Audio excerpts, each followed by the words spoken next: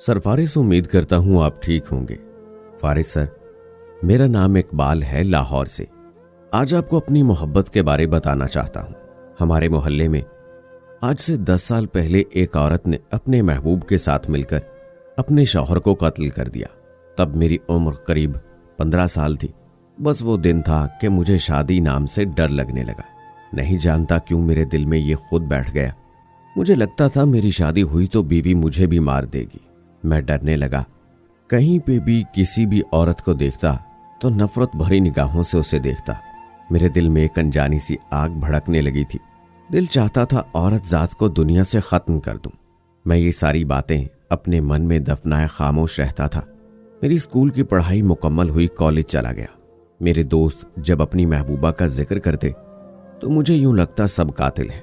सबने अपनी माशूका के साथ मिलकर उसके शौहर को कत्ल किया है। फारिस सर, यूं कह लें मैं पागल हो चुका था, लेकिन मैं जाहिर नहीं होने देता था।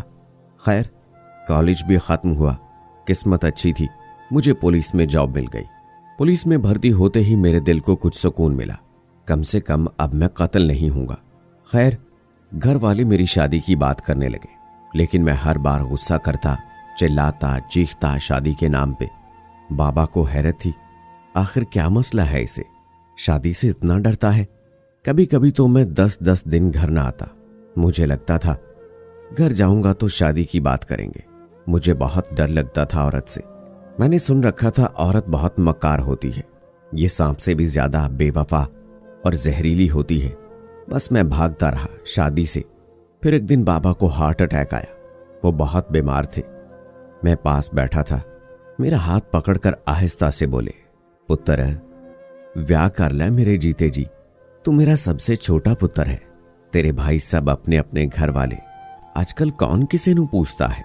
भाई भाभी भी एक वक्त पे मुंह मोड़ लेते हैं। पुत्र घर बसा ले, मेरे बाद खुदा जाने क्या हो।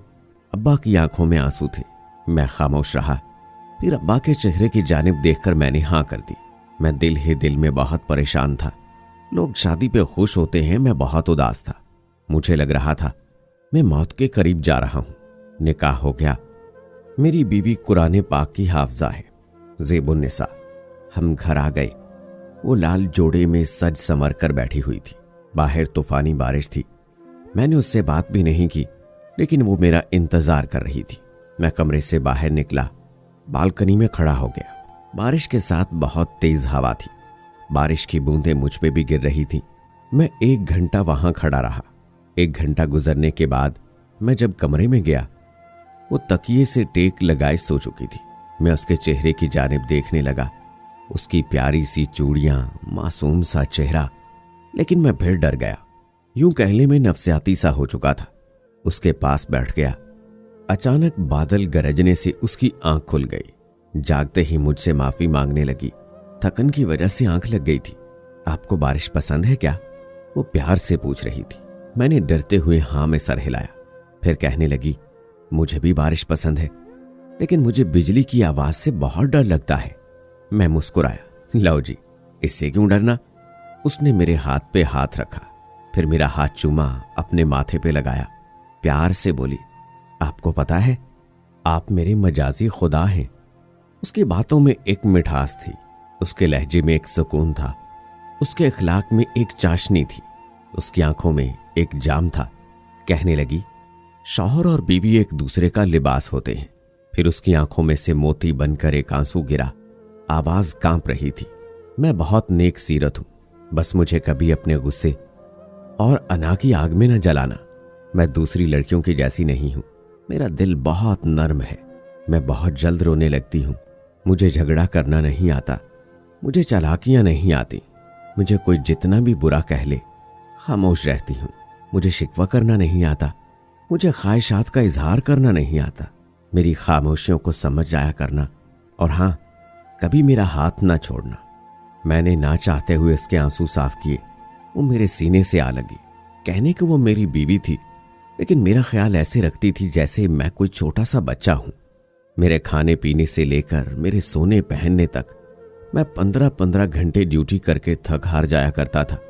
घर आता, उसका मुस्कुराता हुआ चेहरा मेरा मुंतजिर रहता। खुदा की कसम, जितना भी थका उसके खुश अखलाक गुलाबी चेहरे में न जाने क्या था। उसे देखते ही मेरी रूह को सुकून मिल जाता। मैं अम्मी अब्बू से मिलने के बाद उसके पास जाता। वो मेरा यूनिफॉर्म तरतीब से रखती, फिर मेरी शर्ट के बटन खुद बंद करती, मेरे पास बैठ जाती, मेरे चेहरे की जानिब देखकर मुस्कुराते हुए कहती, आप थक जाते हैं इतना ज्यादा, अपना ख्याल रखा करें। मैंने ना चाहते हुए उसका हाथ थामा और मुस्कुराकर बोला, मेरा सुकून तो आप हो, मुझे थकन कैसे हो सकती है? मुझे तनख्वाह मिली थी। मैंने सारी तनख्वाह उसे थमाते हुए कहा, ये ले मेरी तनख्वाह। उसने मुस्कुराकर मेरी तरफ देखा। 80,000 रुपए में से सिर्फ 2,000 लिए और कहने लगी, ये अम्मी जान को दे दे, मुझे पैसों की जरूरत नहीं है, आपके साथ की जरूरत है। मैं उसके इस रवैये से मुतासर हुआ, जबकि आजकल हर एक लड़की यही चाहती है उसका शौहर जो कुछ कमाकर लाए उसे ही दे, ना कि अपने माँ बाप को। और मेरी शहजादी की सोच आज भी कितनी मुख्तलिफ थी। यकीन करें, मैं उस दिन उसका मुकम्मल हो गया। मुझे नमाज की तलकीन करती थी और फिर मैं 5 वक्त का नमाजी बन गया। एक और वो बहुत होशियार नहीं है, बहुत मासूम सी है, हर बात पे यकीन कर लेने वाली। कभी मुझसे झगड़ा नहीं किया। हाँ, कभी उसे डांट दूं तो चुप हो जाती है। मैं मजाक में उसे कहता था दूसरी शादी कर लूंगा, तो प्यार से कहती, बिल्कुल कर ले, मुझे मेरा हक मिल रहा है, मैं खुश हूं, कर ले। मैं मुस्कुरा देता, वो भी चुप हो जाती। वक्त गुजरता रहा। अल्लाह पाक ने हमें एक बेटा और बेटी अता की। बेटा बड़ा था। मैं आज भी उसे सताता था कि दूसरी शादी कर लूंगा। वो हंसते हुए कहती, अब 2 बच्चे के अब्बा को कौन देगा लड़की, जाएं कर ले। मैं तो नहीं रोकती, फिर घर के कामों में लग जाती। एक दिन मेरे दिमाग में शरारत का ख्याल आया। सोचा उसे तंग करता हूं आज। वो मेरे लिए खाना लेकर आई। मैंने गुस्से से कहा, मुझे नहीं खाना, और मैं फोन पे बात करने लगा। अच्छा जान, तुम होटल पहुंचो, मैं अभी आता हूं। वो मेरी तरफ सवालिया नजरों से देखने लगी। मैंने अलमारी से परफ्यूम निकाली, लगाई, आईने के सामने खड़ा होकर बाल संवारने लगा। वो बेड पे बैठी मेरी तरफ देख रही थी। मैं अच्छे से रेडी हुआ, कमरे से बाहर जाता हुआ उसे कहा, अब से आदत बना लो अकेले खाना खाने की। उसने खड़े होकर मेरा हाथ पकड़ा। आप ऐसा क्यों कह रहे हैं? मैं सख्त लहजे में बोला, तुम ही कहती थी ना दूसरी शादी कर लो, तो मैं दूसरी शादी कर रहा हूं। लड़की के माँ बाप नहीं है, बेचारी बेसहारा है, नेकी का काम है। तुम बताओ क्या चाहती हो? नजरें झुकाकर बोली, आपकी खुशी में मेरी खुशी है। मैंने कहा, ठीक है, फिर तुम बच्चों के साथ दूसरे कमरे में शिफ्ट हो जाना, यहां नई दुल्हन रहेगी। अच्छा, तुमको कोई एतराज तो नहीं? मेरे चेहरे की जानिब देखने लगी। मेरे हाथ अपने हाथ में लिए। इस बार वो कमजोर पड़ गई थी। उसकी आंखों से आंसू छलकने लगे। मुझे छोड़ोगे तो नहीं ना?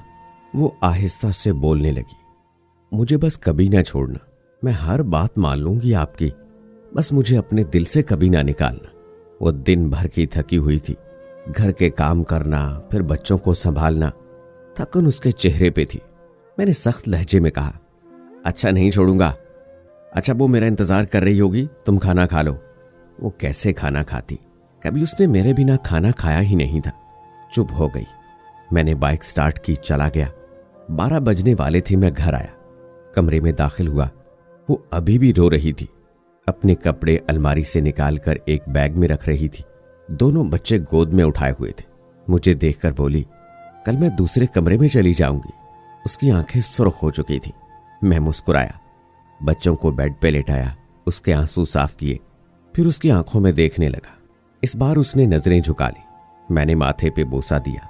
पागल हो गई हो बिल्कुल, मेरे लिए कितना कुछ करती हो, घर संभालती हो, खाना बनाना, मेरे कपड़े धोना, मेरी खिदमत करना, फिर बच्चों को संभालना, अम्मी अब्बू का ख्याल रखना। तुम मशीन तो नहीं हो, इंसान ही हो ना, फिर भी कभी कोई शिकवा नहीं करती हो। मुझे सीने से लगाए रखती हो, मेरे लिए सजती संवरती हो, सबका ख्याल रखती हो, लेकिन अपना ख्याल रखना भूल चुकी हो। वो मुसलसल रोए जा रही थी। मैंने बड़ा सा केक उसके सामने रखा। पागल, आज हमारी शादी की 4थी सालगिरह है, कुछ याद है तुमको? मैंने सबको इनवाइट किया हुआ था, अपनी बहनों को, उनके बच्चे, तमाम भाइयों को, अपने ससुराल वालों को भी बुलाया था। सब मिलकर सरप्राइज देना चाहते थे। ज़ेबुन्निसा की बहनें भी आई थीं। सब कहकहा लगाते हुए कमरे में दाखिल हुए। उसकी आंखों में एक खुशी की चमक आ गई, कुछ शर्मा भी रही थी। सब तालियां बजा रहे थे। वो हैरान थी ये सब कब हुआ, मुझसे छुपा कर रखा। मेरी आपी मुस्कुराकर बोली, पागल, चल अब उसे गिफ्ट दे। ज़ेबुन्निसा ने एक दिन मुझे कहा था, अल्लाह हमको भी एक छोटी सी कार देगा। मैंने आज उसके लिए कार खरीदी थी। वो बहुत खुश थी। फिर मैंने उसको गोल्ड का कंगन पहनाया। वो तड़प कर मेरे सीने से बच्चों की तरह लिपट गई और रोने लगी। बार बार कह रही थी, पागल, इतना खर्चा कर दिया, क्या जरूरत थी, मुझे ये सब कुछ नहीं चाहिए था, मुझे तो बस आपका साथ चाहिए। उसका जिस्म अभी भी कांप रहा था। वो मेरी जुदाई का सुनते ही शायद आधी मर चुकी थी। मेरे सीने से लगते ही उसको जैसे दोनों जहां मिल गए हों। मैं अब उसके सर में खुदाई लगाता हूं, उसका ख्याल रखता हूं, क्योंकि वो बज़ाहिर तो घर के काम करती नजर आती है जो मामूली से काम है, लेकिन यकीन करें छोटे छोटे काम थका देते हैं।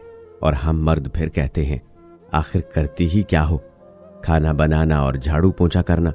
एक दिन के लिए कोई मर्द जरा ये सब करके तो देखे, अकल ठिकाने आ जाएगी।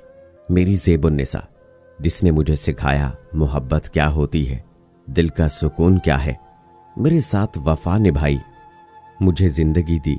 किसी एक बदचलन औरत की वजह से मैं सब औरतों से नफरत करने लगा था, लेकिन कब जानता था ज़ेबुन्निसा जैसी भी शहजादियां हैं। और हां, हर शादीशुदा मर्द से हाथ जोड़कर कहता हूं, सिर्फ एक बार मेरे कहने पे ऐसा करके देखो। अपनी मर्दानगी, अपनी अना सबको छोड़कर अपनी हमसफर को महीने में एक बार कोई छोटा सा तोहफा, चाहे गुलाब का फूल ही क्यों ना हो, देकर देखो। वो अपना हर दर्द भूल जाया करेगी। उसके लिए वक्त निकालो, उसके पास बैठ 4 मोहब्बत भरी बातें करो। कोई बड़ा गिफ्ट ना सही, प्यार से सीने लगाकर उसका हाल पूछो, उसके चेहरे पे थकन को महसूस करो। वो खुदा की कसम इतने में ही खुश हो जाएगी।